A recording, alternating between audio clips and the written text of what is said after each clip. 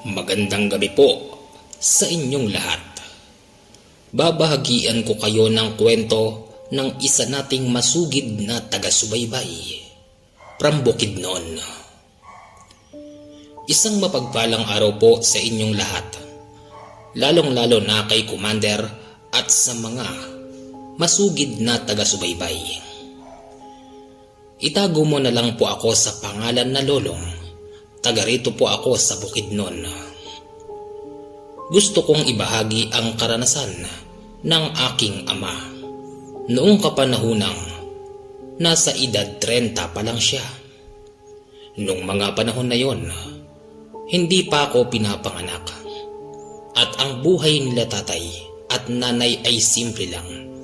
Pero ang tatay ko ay lihim na miyembro ng mga tadtad dito sa Bukidnon. Siya nga pala, si tatay ay tawagin mo na lang sa pangalan na Basilio. Wala na ang tatay ko, Commander, pero magpahanggang sa ngayon, yung kanyang mga gamit ay naririto lang at nakatabi.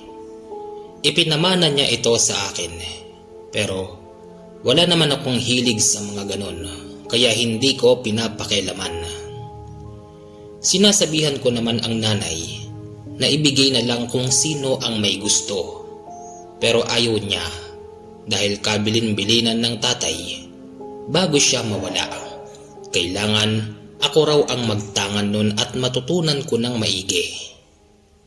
Si tatay yung miyembro ng tadtad na hindi masyadong aktibo.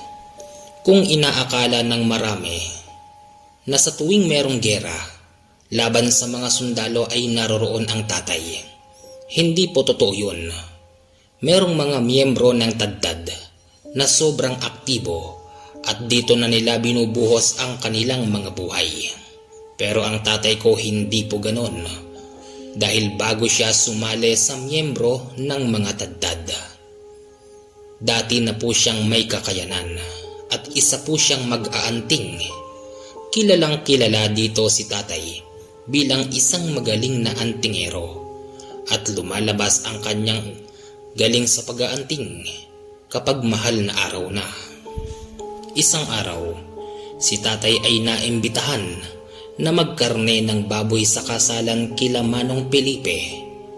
Maraming mga dayuhan doon na purong mga taga rito lang din sa Mindanao, sa iba't ibang lugar ng Mindanao. Hindi sila mga taga Bukidnon. Nang dahil sa paanyaya, sumama naman ang tatay dahil ginagalang siya ni Manong Felipe. Mabuti naman, paring Basilio, at napunta ka rito. Uwi ka raw ni Felipe. Siyempre, inanyayahan mo ko Ba't naman ako hindi pupunta? Ayoko namang mapahiya ka, paring Felipe. Sagot ng tatay habang kinakarne ng tatay yung baboy. Siyempre, umiiyak ito at sumisigaw ng napakalakas dahil ginigilitan niya yung leeg ng baboy. Mas malakas pa raw yung tawanan ng mga kalalakihan sa gilid habang yung baboy ay sumisigaw ng napakalakas. Nang matahimik na yung baboy dahil ito ay naubusan na ng dugo, nagsalita raw yung isa ng ganito. Mahina. Napakahina. Kung ako nagkatay niyan, isang pitik ko lang dyan sa leg niyan. Hindi na makakasigaw yung baboy na yan. Nang mapatingin dito ang tatay, sinagot niya ng ganito. Di dapat, ikaw na ang nagkarne. Malakas ka pala Tsaka, ang dami-dami nyo dyan. Puro kayo mga lalaki. Pero bakit hindi man lang kayo tumulong dito? 3 baboy yung kakarnihin. Hayun yung 2. Nakatali pa. Baka pwedeng kayo nang tumapos doon. Hindi kami pwedeng dyan. Kamag-anak kami ng babaeng ikakasal. Sa aming tradisyon, bawal gumalaw ni maski isang kamag-anak ng babae kapag may ikakasal. Kaya bahala kayo dyan. Ganun ba?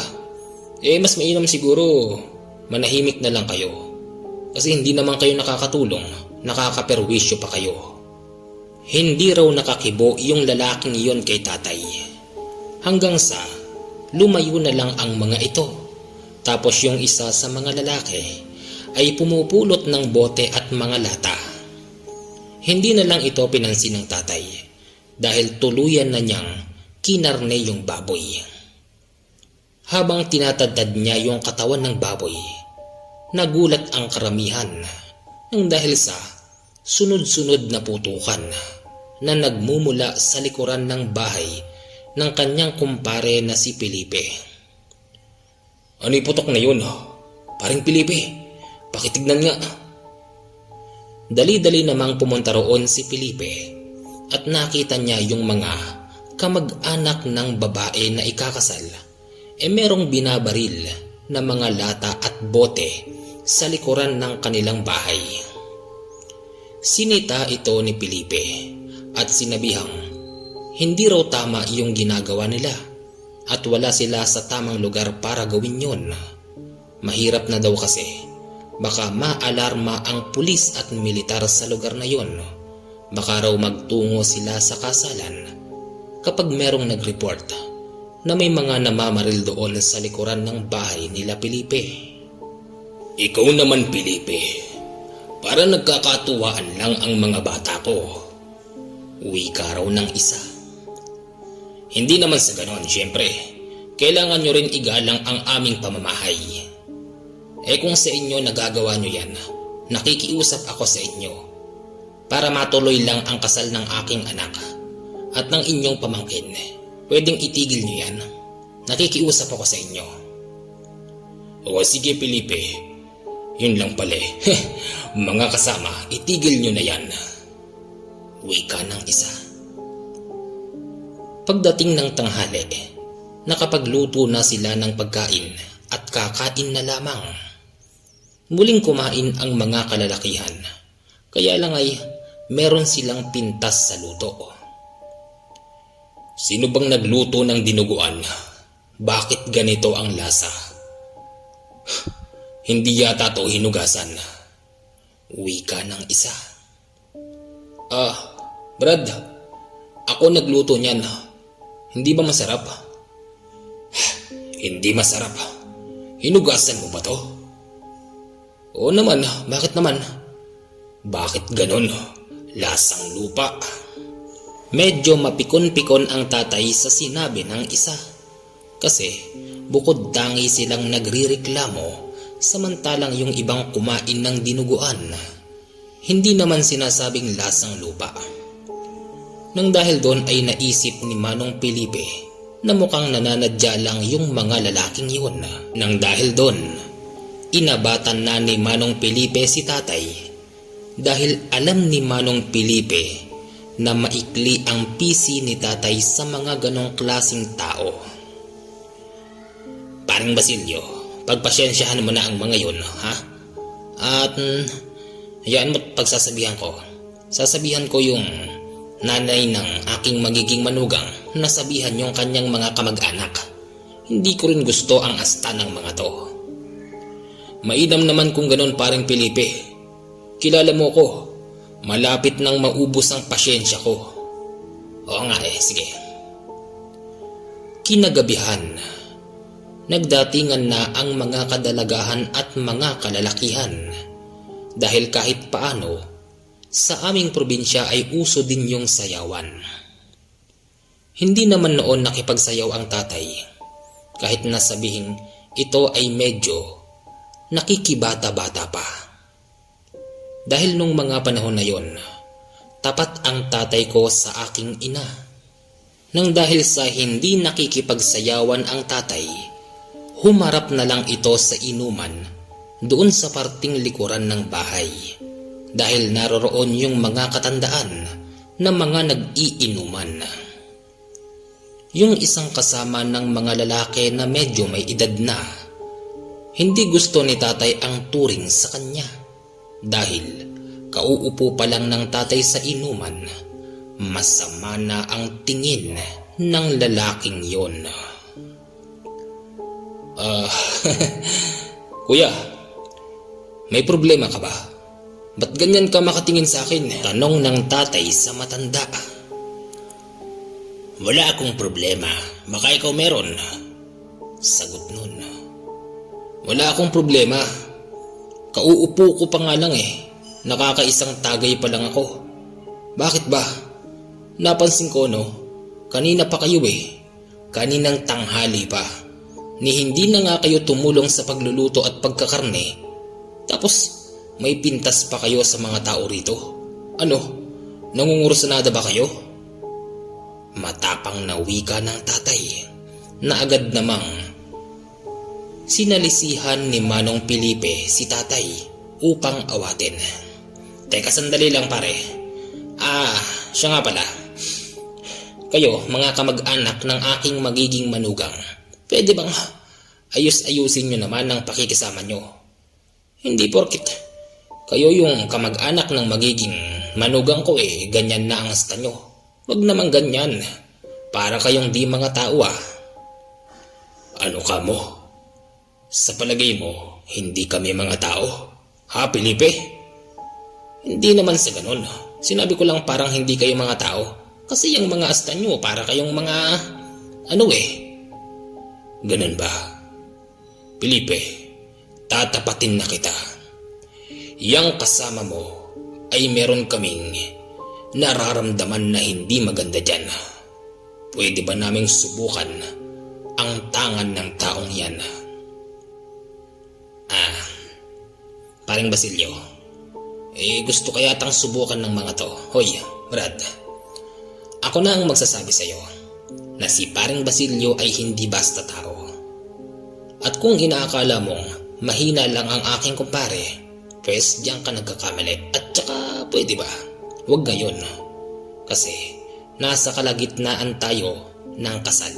Igalang naman natin yung mga ikakasal. Kahit sila na lang. Kahit wag na ako. Okay? Hindi. Gusto ko ngayon, Brad. Sumunod ka rito sa bandang likuran. Paring Felipe, para lang matapos na to. Sige, at pagbibigyan ko ang taong yan. Pumunta si tatay sa likuran at nagsunuran din ang ibang mga manginginom. Alam ng tatay na sa punto na yon ay hindi siya tagilid dahil marami ding mga taga roon na kasama nilang makikipag-inuman.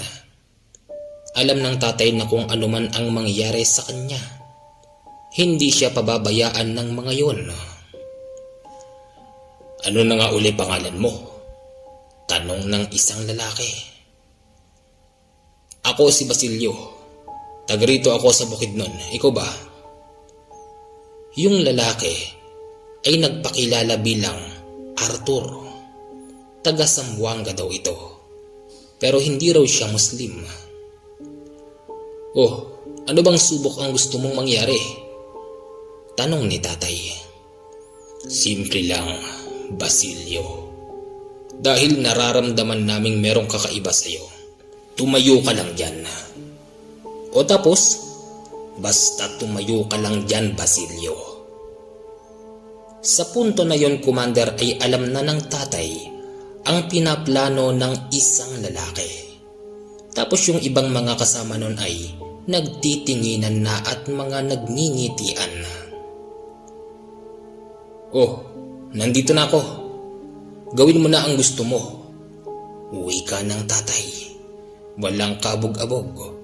Bumunot ito ng baril sa kanyang tagliran at walang habas na pinagpapaputukan si tatay sa kahit saang bahagi ng kanyang katawan, maliban lamang sa ulo. Nang dahil sa sunod-sunod na putok, natigil yung sayawan sa harapan at yung mga tao ay nagpuntahan papunta sa likuran. Inakala nila na merong nag-aaway sa mga nag-iinuman. Pero wala naman daw. Pinabalik na silang lahat ni Manong Felipe doon sa harapan upang ituloy ang sayawan. Pag-alis ng mga tao, ang wika ng isa. Aba, Arthur, matibay din pala ang isyang to. Siya palagay ko, may lahing aswang to, sabi ng matanda. Baka nga ho. Hoy Brad, anong klaseng aswang ka ba? Sabihin mo nga sa akin. Tanong ng isa kay tatay. Hindi ho ako aswang. Baka kayo ang aswang. Wika naman ng tatay sa kanila. Alam mo, mag-aminan nga tayo. Ano ka ba? Anong klaseng lahi ka dito sa Mindanao? Anong klaseng tao ka? Ano ang pinaaaniban mong siyamahan? O sige, total nandito na lang din naman tayo. Di aaminin ko na. Miyembro ako ng Tagtad, pero hindi ako aktibo. Pero wag niyong isipin na kahit hindi ako aktibo mahina ako. Nakita niyo naman, naubos lang yung isang magasin ng bala sa aking katawan. Pero hindi man lang ako tinamaan. Ano ba? Uulitin niyo pa ba? Nang malaman ng mga yon na si tatay ay kasapi sa Tagtad, tila ba naging mabait ang mga ito. Hindi na sila masyadong agresibo sa pangbubuli kay tatay. Hanggang sa lumipas ang buong gabi, hindi na nila kinibo ang tatay at nilibang na lang nila ang kanilang sarili sa pakikipagkwentuhan habang nag-iinuman. Parang Basilio, mainam din yung sinabi mo sa kanila na lehitimong miyembro ka ng Tagtad. O kita mo, parang mga mga natakot na daga. Kaya nga paring Pilipi, yun lang pala hanap ng mga to. Pero pare, alam mo ba kung anong lahi yung mga yan? Bakit ganyan? Hindi ko nga alam pero malalaman ko yan. Tatanungin ko sa aking balae. Pagsapit ng kinabukasan, eto na yung pinakamasayang exciting part ng ikakasal. Nandyan na yung mga nag-iiyakan na pupunta sa harapan ng altar. Nandyan na yung inaakap yung nanay at tatay at nagpapasalamat dahil siya raw ay inalagaan. Pagkatapos nun ay muli na namang nag-set ng inuman. Siyempre, dahil katatapos lamang ng kasal, maraming mga nagdatingan na mga taga-roon sa amin. Dumating yung pinaka-buwisit sa aming barangay. Natawagin na lang natin sa pangalan na Role. Pero lalaki yun hindi babae. Ang ugali kasi ni Role na sa tuwing ito ay pupunta ng inuman, hindi ito papayag na uuwi na wala siyang nakakaalitan. Kilala ni tatay si Manong Role, kaya hindi niya ito kukursunadahin. Dahil sa maraming dayo, yun ang kursunada ni Manong Role. Felipe, pasensya ka na, hindi ako nakatulong na magkarnerito kahapon. Alam mo naman, busy ako sa pakikipag-inuman. Wika ni Manong Role kay Manong Felipe. Ayos lang yun. Ikaw naman, para ka namang bago ng bago. Ayos lang yan Mag-inuman tayo. Siya nga pala, parang Role, ayoko ng gulo di walang gulo. Huwag kang mag-alala, mabait na ako. Ang hirap naman kasi kay Manong Role. Makatagay lang ito ng 5 para itong lasing na. Dahil bulol ito magsalita. Pero kahit nabubulol-bulol magsalita, kahit paugoy-ugoy na ang katawan, tumatagal yon sa inuman sa loob ng maghapon at magdamag. Hindi nagtagalay, napatitig si Manong Role sa isang dayong taga Sambuanga. Hindi niya raw gusto yung tabas ng muka ng lalaki. Teka lang. May tanong ko lang. Dayo ka? Tanong ni Manong Role. O bakit? Ikaw sino ka? Pabalagbag naman na wika ng taga Zamboanga. Tinatanong lang naman kita, ba't ganyan ka magsalita? Ganyan ba kayayabang ang mga taga Zamboanga? Hindi naman. Hindi ko lang kasi gusto yung klase ng pagtatanong mo. Parang pakawari ko ba? Tinataasan mo ko ng boses gamit yung isip mo. Hindi naman sa ganon. Mag-inuman na lang tayo. Muli silang nag-inuman at nang makatagay na naman ng medyo mataas-taas si Manong Role, hindi na ito nakatiis. Nilapitan niya yung kausap niyang taga Zamboanga. Tabi ka nga doon. Tabi kami ng kasama mo. Doon ka sa upuan ko. Uwi ka ni Manong Role sa isa pang taga Zamboanga at tinabihan niya yung nakasagutan niya kanina. Brad, pasensya ka na sa mga nasabi ko kanina. Pero meron lang akong gustong linawin. Bakit kasi ganyan yung mukha mo? Habang sinasabi yon ni Manong Role, hinahawak-hawakan nito yung pisngi ng lalaki. Dahil medyo lubog daw kasi yung pisngi. Naakalain mong adik yung lalaking yun. Pwede ba? Tigilan mo nga ako. Hindi, bakit kita titigilan? Napaka-cute mo naman. Pakawari ko ba, isang buwan ka nang hindi kumakain? Tignan mo, mas malaki pa yung buto sa laman. Ano ka mo? Nang iinsulto ka ba? Nang dahil sa inis ng lalaking dayo, sinikmuraan nito si Manong Role. Nang dahil doon ay nagsuka ito sa lupa. Hindi naman ito nagustuhan ni tatay dahil pagtutulong-tulungan nila si Manong Role. Sandali, hindi naman yata tama yung inasal nyo.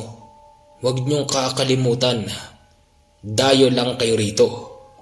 Kung sa inyo, nagagawa nyo yung mga bagay na ganyan, pues ibahin nyo rito sa Bukidnon. Uwi ka ng tatay. Bakit, Brad? May angal ka ba? Muling pumagitna si Manong Felipe dahil talagang mag-aabot na sila. Sa punto na yon ay inamin ng lalaki na ito pala ay isang rebelde o kasapi ng mga rebelde na lumalaban sa ating pamahalaan. Kaya naman pala matapang ka dahil rebelde ka pala. Inamin din ng lalaki na lahat daw sila roon ay kasapi sa mga kilusan. Sinisindak nila ang tatay dahil akala nila ay masisindak nila ito. Pero pinagduldulan ni tatay na siya ay miyembro ng tadtad, kaya hindi siya natatakot sa mga lalaki.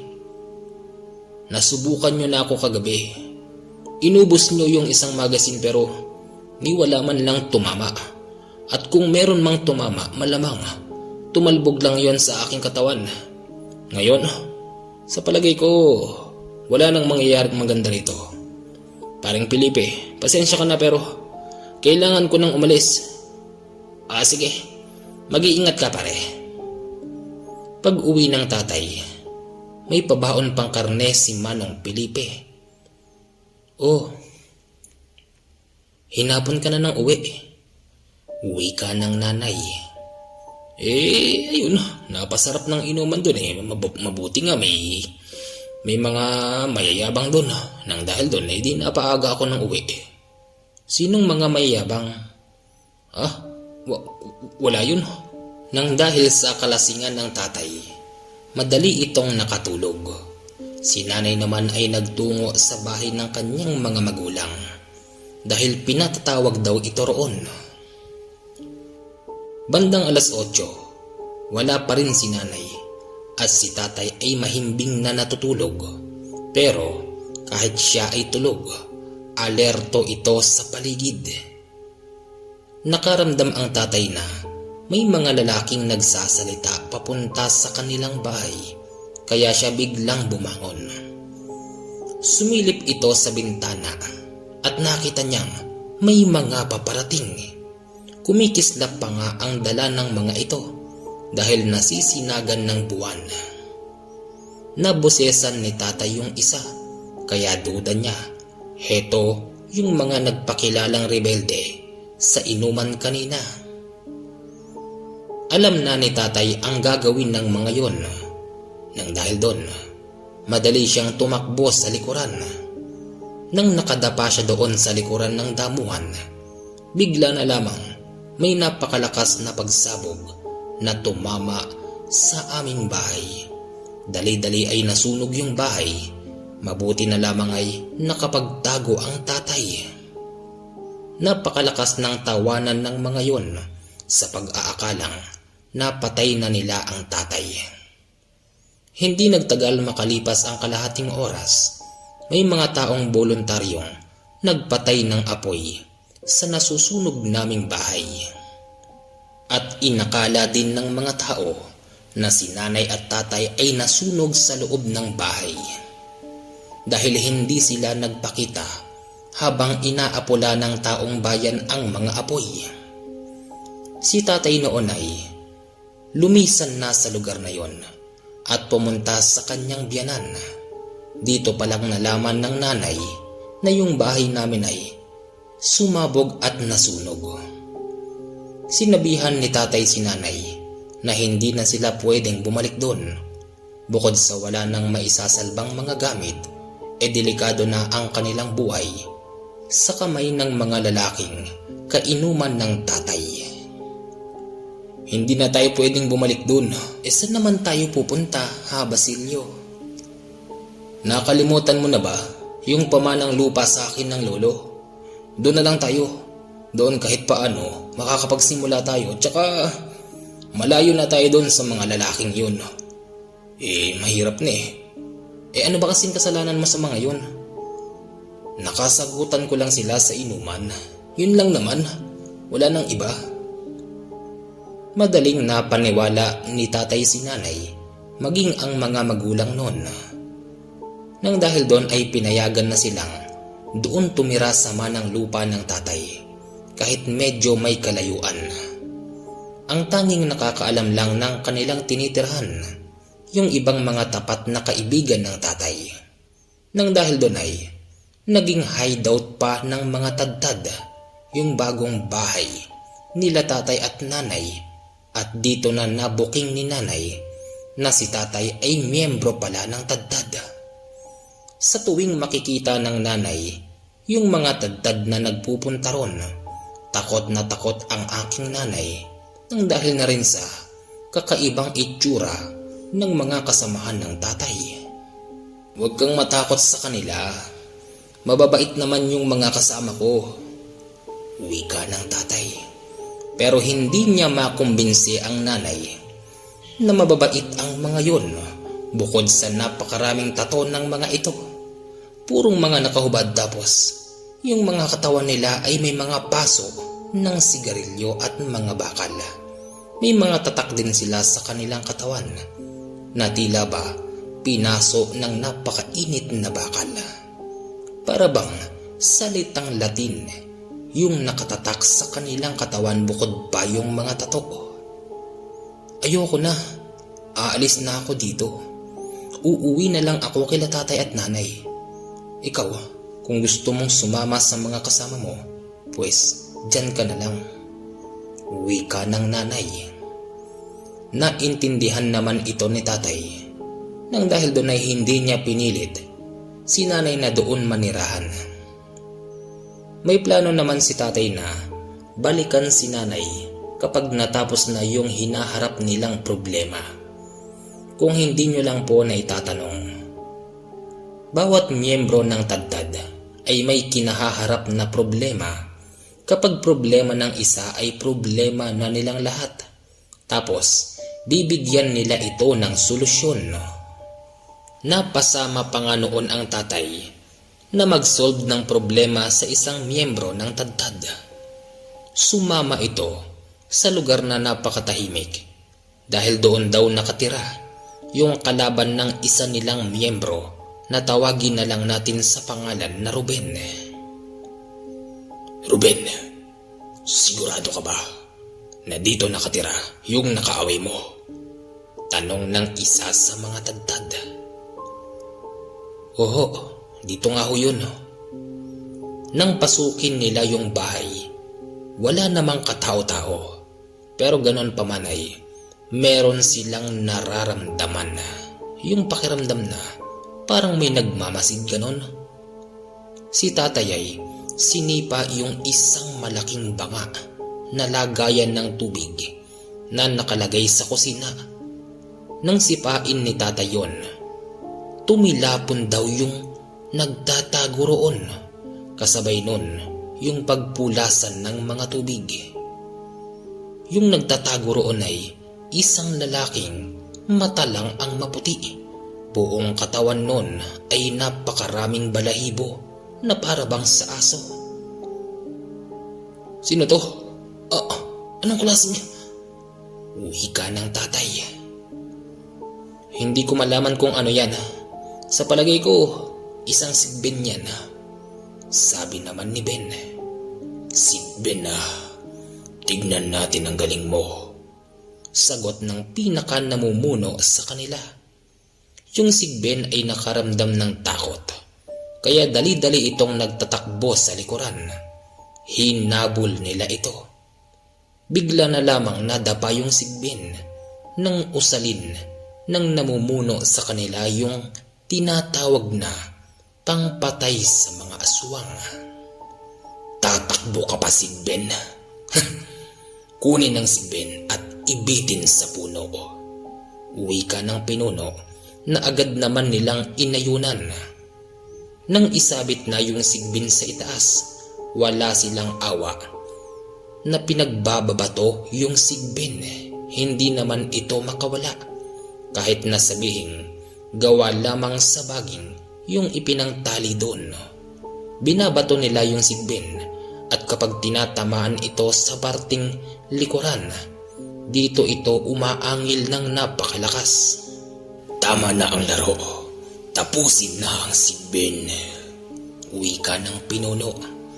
Yung isa nilang kasama ay ibinaba yung sigbin, tapos nang ito ay nasa lupa na, tinapakan yung katawan at pilit na hinatak yung ulo.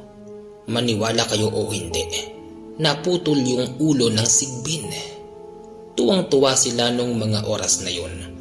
Daig pa nila yung mga taong nakagamit ng dahil sa napakalakas na pagtawa ng mga ito. Humiling ang tatay sa kanilang pinuno na baka po pwedeng yung kanyang problema naman ang solusyonan. Ikinuwento ng tatay sa kanila yung mga nangyari. Ganun ba? Dapat pala. Yung problema mo muna ang ating binigyan ng solusyon. Wika ng pinuno.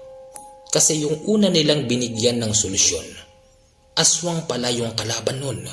Tapos may alagang sigbin.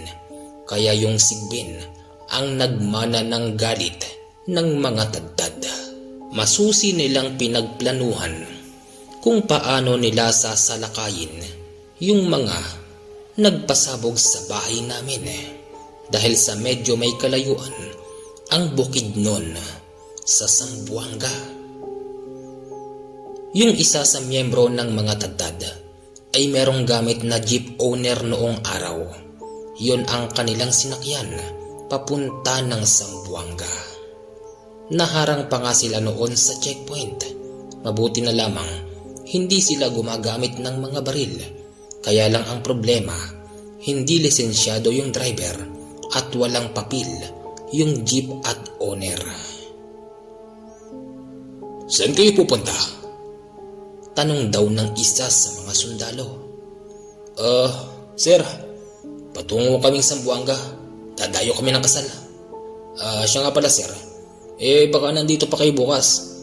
Bibigyan na lang namin kayo ng karne. Pabirong wika ng tatay. Hoy, ano sa palagay mo? Mabibilog niyo ang ulo namin? Baba dyan, baba. Pinababa silang lahat sa jeep dahil i-impound daw yung jeep ng kanilang kasama dahil wala itong kaukulang papeles at wala ring lisensya yung may-ari. "Saan ba talaga ang tungo nyo, ha?" tanong pa ng isang sundalo. Ganun pa rin ang sinagot nilang lahat. Napupunta sila ng Zamboanga upang dumayo ng kasalan. Hindi sila pinayagan na dalhin muli yung kanilang sasakyan nang dahil doon ay no choice sila. Kahit napakalayo nun, naglakad pa rin sila papunta sa terminal. Sasakay na lang daw sila ng bus. Habang sila ay nasa bus, may nakasabay silang isang buntis na babae. Malaki na yung tiyan nun, parang nasa kabuwanan na. Pero ni maski isa ay walang umaalalay sa babaeng yun. Nagmagandang loob ang tatay. Natabihan yung babae at alalayan dahil kita mo na rin sa itsura ng babae na mukhang lalabas na yung dinadala niyang bata sa kanyang sinapupunan. Ale, saan ho ba punta nyo? Tulungan ko na ho kayo." Sinabi raw ng babae na siya ay magtutungo doon sa may bahay ng manghihilot at nang sa ganon ay mapanganak na ito. Nung mga panahon na yon, hindi pa naman masyadong uso ang doktor sa panganganak ng mga kababaihan. Hilot lang noon ay okay na. Habang sila ay nasa biyahe at katabi ng tatay, yung babaeng buntis, napalingon ang tatay sa bandang likuran ng bus. May matandang babae doon na nakatingin sa kanya at sa babae. Napansin ng tatay na parang may iba sa matandang yun tapos kakaiba yung amoy nito. Sinenyasan ni tatay si Ben at nilapitan naman ni Ben yung matanda sa likuran. "Lola, ano ho bang problema nyo? Kanina pa kayo nakatingin sa babae, ah." Wika ni Ben. "Wala naman, iho. Bakit? Masama bang tignan yung napakagandang babae?" "Hindi naman sa ganun. Tigilan nyo yung ginagawa nyo. Mga tadtad kami. May kalalagyan ka sa amin." Wika ni Ben. At nang malaman yun ng matanda, bigla na lamang itong pumara at bumaba. Hinatid pa ng tatay sa manghihilot yung babae. Matapos noon ay nagpatuloy na sila sa paglalakbay. Nang marating na nila yung Zamboanga, hindi nila alam kung saan parte ron hahanapin yung mga nakaalitan ng tatay na sumira sa aming bahay. Pero nang sila ay naglalakbay na sa loob ng palengke, yung isa sa kanilang kasamahan ay nakabangga ng isang lalaking parang may galit sa kanila. "Itago mo yan. Nakakasunog ka," sabi raw ng lalaki. Alam na nila ang ibig sabihin nun. Itago raw yung mga gamit nila dahil nakakasunog at nakakapaso daw sila. Hindi nila sinunod yung lalaking yon ay bagkus nagpatuloy sila sa kanilang paglalakad.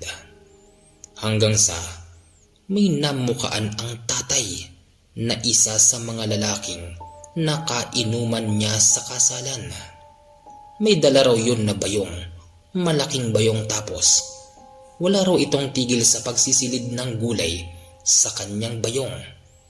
Yun namang may-ari ng tindahan ng gulay, nakatulala na lang daw ito na tila ba nahipnotismo at tila ba hindi niya nakikita yung ginagawang pagnanakaw ng isang lalaki sa kanyang mga paninda. Nang dahil sa namukaan ito ng tatay, sinita niya ito. "Brad." "Oo, ikaw nga." "Mga kasama, ito yung hinahanap natin," wika ng tatay sa kanila. Nang makilala si tatay ng lalaki, bigla na lamang daw itong nagalit sa kanila. "Anong ginagawa mo rito? Paano mo napunta ang lugar na to?"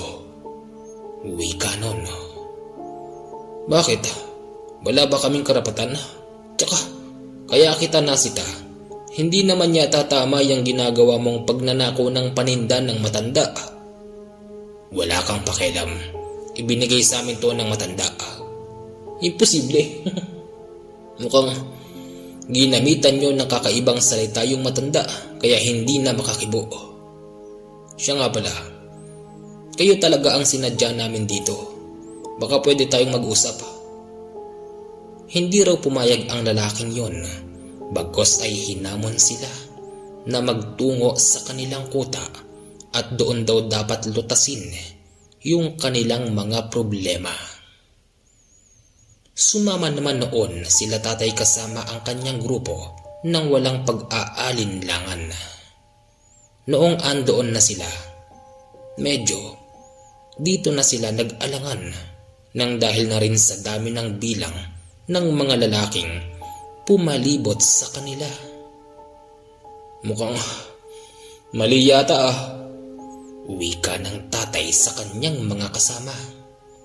Yung pinakapinuno nila nagsalita. Sinabi nun na wala naman daw problema sa kanila. Gusto lang daw kausapin ng tatay ko yung sumunog sa kanilang bahay. Sa totoo lang, nang makita si tatay ng mga yon, gulat na gulat pa ang mga ito dahil para ba silang nakakita ng multo at buong akala kasi ng mga kalalakihan na yon na si tatay ay nadamay sa pagsabog ng bahay at pagsunog. Ipapauna ko nang sabihin sa inyo, nang pasabugin nyo yung bahay namin, wala ako doon dahil papalapit pa lang kayo. Naramdaman ko na kayo kaya ako nagtago sa likuran. Ngayon, kaya ako nandito dahil gusto ko kayong kausapin. Ano bang problema nyo? Ganyan ba talaga mga rebelde? Kapag merong nakaaway, tatry do rin. Alam nyo kaming mga tadtad. Hindi kami nagpunta rito para makipag-away. Gusto ko lang makipag-usap at humingi ng danyo sa inyo. Pero kung pipilitin nyo kami, kagaya ng nakikita namin sa inyo ngayon, yung mga galaw nyo sobrang agresibo. Parang gusto nyo na kaming patayin. Ang nangyari nung oras na yun, Commander, sila tatay at ang kanyang mga kasamahan ay napalaban sa mga rebelde. Nang dahil sa pare-pareha silang hindi masyadong tinatalaban ng bala, napatigil na lang ang mga rebelde. At sumigaw yung isa doon na labanan daw ang mga tadtad gamit ang mga patalim. Dahil mauubos lang daw ang kanilang mga bala, hindi raw nila mapapatay yung mga tadtad. Merong matapang na dalawa na naglabas ng samurai at papalapit sa pwesto nila tatay. Lingid sa kanilang kaalaman, sila tatay ay may hawak na mga bato. Nang medyo malapit na yung dalawang lalaki, pinukol ni tatay sa ulo yung isa at agad itong tinamaan na dahilan ng kanyang kamatayan. Dahil nang tamaan ito sa ulo, sumabog yung ulo ng lalaki.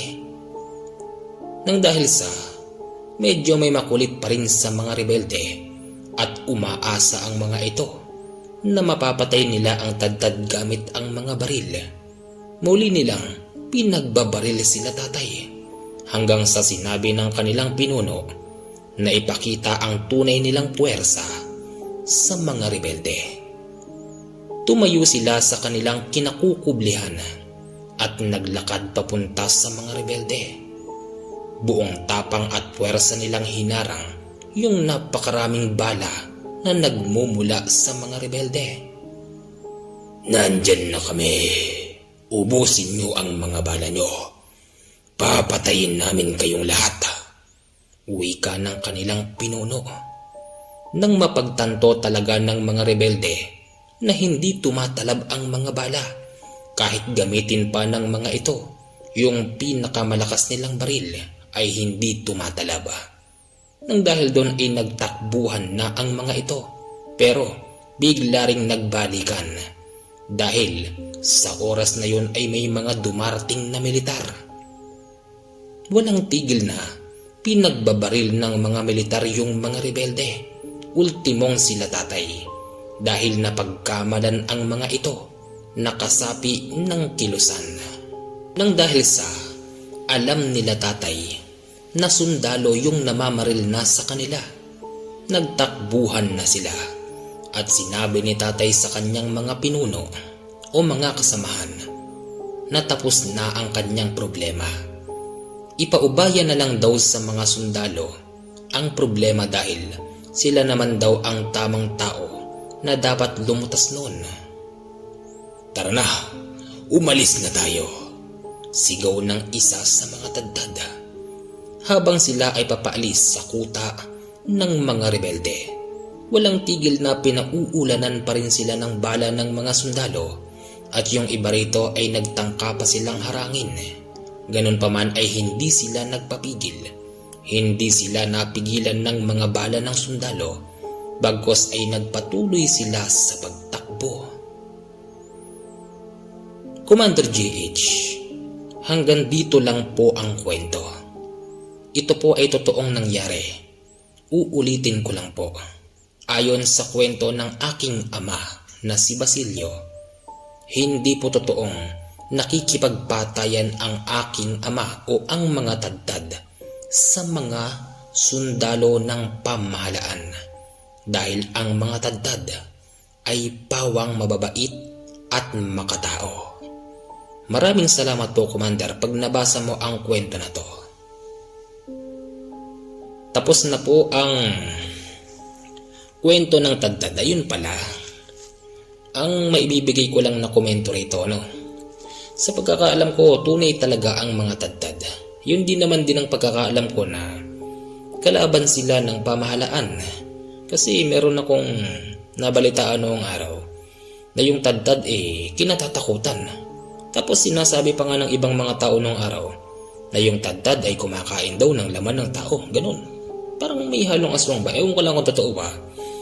Sa sender po natin na si Kuya Lolong, Kuya, salamat po sa pagbabahagi ng kwento at pagpasensya naman ako kung medyo pangit yung pagkakabasa ko tapos maingay.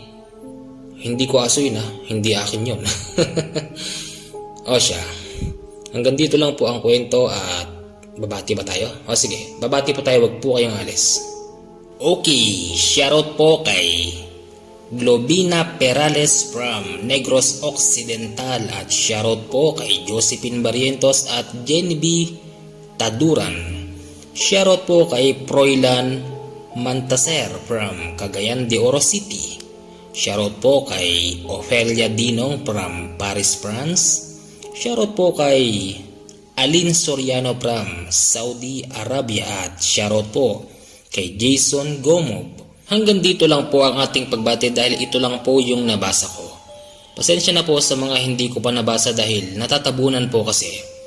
O siya, sa aking pong mga member, pasensya na po kung hindi ko kayo nababate kasi hindi ko po nadadalaw yung inyong mga pangalan. Sa mga gusto pong magpa-member sa aking channel, pindutin nyo lang po yung join button. Hanggang dito lang po ang ating kwentong Agimat ni Basilio na isa po palang miyembro ng tadtad. Maraming salamat po Kuya Lolong sa pagbabahagi ng kwento. Siya guys, abangan nyo po yung susunod. Maraming salamat po sa inyong lahat. Bye-bye!